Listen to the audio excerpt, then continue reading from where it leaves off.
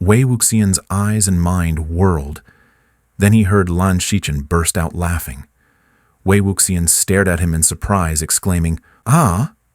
Lan Xichen slightly adjusted his attire, once more shaking his seemingly drafty sleeve before smiling and saying, "This sort of thing is probably a piece of cake, only for someone like you, ASEAN. As for others, I can hardly imagine. From childhood until now, let alone being disrespectful to Wangji, even those daring to approach him proactively are very few." Wei Wuxian was stunned. Did he say that out loud? Lan Qiren had indulged himself quite enough. Forcing his demeanor back to the Lan family's standard, he continued, "There's one more thing. I think you are still in the dark about it. After your marriage to Wangji was arranged, due to your rather unrestrained nature, the elders still had many criticisms and concerns, especially Uncle. He could never be completely at ease. He made Wangji agree to a condition and even swear an oath before sending out the betrothal letter." Wei Wuxian asked, "Condition?" Lan Xichen nodded silently. "Uncle made Wangji promise that after marriage, if you repeatedly violated the family rules and refused to change despite multiple warnings, you would no longer be tolerated by the Lan clan. Whether it was divorce or separation, he would have to sever marital ties with you to uphold the honor of the Lan family." Wei Wuxian was stunned. After a moment, something in his mind seemed to be strung together by a fine thread. "So, Lan Zhan, he kept controlling me and preventing me from breaking the family rules because he's afraid that old man Lan would make him fulfill the oath and divorce me?" At this point, Lan Xichen couldn't help but feel puzzled. How did these two usually get along? They stick together like sugar figurines every day. But what exactly do they do? They speak so little. How did they even get together in the first place? He felt an urge to throw the two of them into a well and not pull them up until they had thoroughly discussed everything. Wangji has been at Lotus Pier for so long, and you truly haven't heard him talk about any of these matters. Wei Wuxian was about to say no, but then a thought struck him, making him nearly jump up on the spot.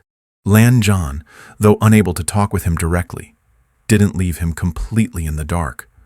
Next, Lan Qichen could only watch as Wei Wuxian grabbed a beautiful large white porcelain bowl, kicking and sweeping his way around until crumpled paper balls were rolling over like little snowballs.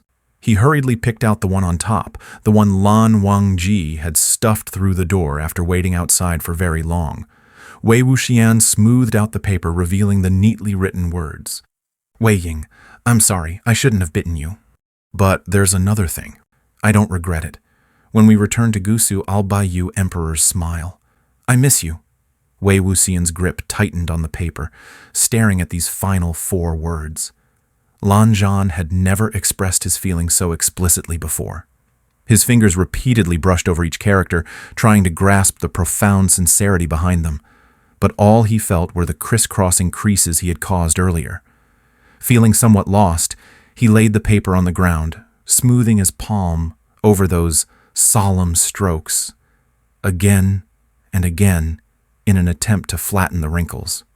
After a while, he picked up another crumpled paper ball, unfolded it, and laid it out on the floor in front of him. One after another, sparse lines spread out, each word striking his heart. "Wei Ying, the weather is getting colder. Remember to add an extra blanket at night." "Wei Ying, you ate too little today. Is the food not to your taste?" "Wei Ying, why didn't I see you at the morning class today?" "Wei Ying, do you always stay this close to the junior sisters? Men and women should maintain a proper distance. I'm not lecturing you, just advising that a distance of 3 feet is appropriate and avoids misunderstandings." "Wei Ying, I will no longer eat food prepared by others. Don't be upset." "Wei Ying, did you like the song I played today?" Wei Wuxian turned the papers one by one and suddenly came upon one that said, "Wei Ying, today you left one of your sash untied." Startled, he immediately looked down to check, feeling around his body, only to remember that this had happened a long time ago. Day by day, time seemed to reverse as the large ceramic bowl gradually emptied. When Wei Wuxian reached the earliest 2 small paper balls, their weight suddenly increased.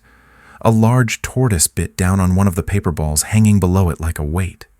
Lan Xichen watched as the man and the tortoise began to tussle.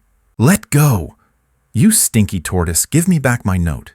If you bite and ruin Lan Zhan's writing, you'll become tortoise stew with rhizoma smilaceous tomorrow." A large tortoise, about the size of 2 palms, was pulled up from the bottom of the ceramic bowl. Its 4 short, thick limbs remained motionless while its neck stretched out long. Its 2 bead-sized eyes were droopy, oily, and murky. The wrinkled head held tightly onto a corner of the paper ball.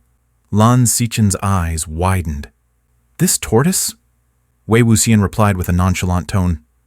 "Kept in this ceramic bowl." It turned out that the large ceramic bowl was not a trash bin after all. After thinking for a moment, he added, "I can't remember how long it's been since I last fed it."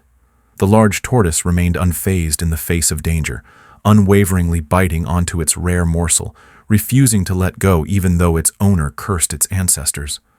Wei Wuxian drew a talisman. On its back with his fingers, a flash of red light turned into spiritual energy, and the large tortoise dropped to the ground with a thud, curling into a wobbling hard shell. It was fortunate that it was lazy and not tasty, for after half a month it had only managed to gnaw off a small corner. "Wei Ying, I have already obtained the elder's consent. You no longer need to abide by the family X." The part that the large tortoise had bitten off was quite telling, clearly indicating its opinion on the matter. Family X was indeed nothing to adhere to, and without the need to abide by it, there was no need to hold back either. Wei Wuxian was stunned for a while before unfolding another paper ball. "Wei Ying, from now on, I'll copy the family X for you." "Zi Wuchun." Wei Wuxian held the 2 slips of paper, finally realizing that he missed some crucial information. This was information that Lan Wangji had rushed all the way from the cloud recesses to tell him in person. Having stayed in the large tortoise's lair for half a month now, neither he nor Lan Wangji had realized that this important message had not been properly communicated. Lan Wangji probably even now thought that the most critical matter had already been made clear. So, for the rest of the days, he would just either practice swordsmanship or play the guqin, silently conveying his affections, and wondering why Wei Ying hadn't forgiven him yet. Lan Xichen guessed most of it by seeing Wei Wuxian's reaction. He slapped his forehead, wiping away the non-existent cold sweat, thinking that if it weren't for his impulsive visit, that old tortoise, with all its vigor, might have taken another year to chew through half of the paper note. By then, his younger brother, who had indecisive, tepid, roundabout way of expressing affection, would still have accomplished nothing. His wife, bewilderingly, might have ended up in the tortoise's mouth. Moreover, that unprecedented clan meeting from half a month ago was expressed roughly by a mere dozen words, leaving Wei Wuxian dazed and in limbo. Now, Wei Wuxian was looking up at him eagerly, waiting for a detailed explanation. The council hall of Yunshan lit up with candle flames through the night. Lan Wangji knelt at the front of the hall, the soft, pale moonlight spilling over his shoulders. On either side of him, the elders of the Lan clan arrived upon hearing the news, their gazes lingering on him, one by one, shaking their heads and sighing softly. Those who had experienced Madame Qingheng's passing 10 years ago still remembered that scene in the cold wind, where a young Lan Wangji kneeled similarly in front of the Longdan cottage. After the last person entered, the heavy wooden door slowly closed behind them. At the head of the hall, a rarely seen figure appeared. The head of the Lan clan, Qingheng Jun, was the convener of this emergency council. In the Longdan cottage, a returned pass token and a written confession had been left behind. Lan Wangji had been swiftly summoned by the disciples. He took the note from his father's hand, whose face was ashen, and also saw the broken lock and the now empty drawer. "This is outrageous, absolutely outrageous. Does he still have any respect for the elders of the Lan clan?" Lan Qiren berated vehemently in the hall, then suddenly turned towards Lan Wangji, who was kneeling, and said, "What are you hesitating for? The 7 offenses and the Lan clan's family rules. All are more than sufficient to divorce Wei Ying." Lan Wangji lowered his head. In front of him on a small table were prepared writing materials. After a moment, he looked down and softly said, I cannot do it. Lan Qiren looked at him incredulously. He committed such a crime, and you still have hope for him? Lan Wangji lowered his head even further, remaining silent.